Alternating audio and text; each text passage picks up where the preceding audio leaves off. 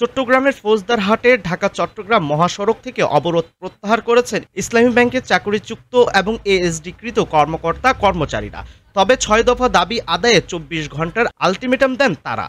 শনিবার ৪ অক্টোবর দুপুর ১টার দিকে সড়কটি ছাড়েন তারা। এরপর ধীরে ধীরে মহাসড়কে যান চলাচল স্বাভাবিক হয়। আন্দোলনকারীরা বলেন, ইসলামী ব্যাংকের স্পেশাল কম্পিটেন্সি অ্যাসেসমেন্ট পরীক্ষা বয়কটের কারণে চট্টগ্রামে ৫,৫০০ কর্মকর্তা-কর্মচারীদের চাকরিচ্যুত এবং ওএসডি করা হয়েছে। এ সময় অবিলম্বে তাদের শপথে পুনর্বাসন সহ ৬ দফা দাবি জানান তারা। এর আগে আজ বেলা ১১:৩০টার দিকে ফৌজদারহাট এলাকায় অবস্থান নেয় ব্যাংকটির শতাধিক কর্মী ও তাদের পরিবারের সদস্যরা। এ সময় মহাসড়কের দুই পাশে যান চলাচল বন্ধ হয়ে যায়। এতে ৩ কিলোমিটার যানজট সৃষ্টি হয়, ফলে চলাচলকারীরা চরম ভোগান্তিতে পড়েন।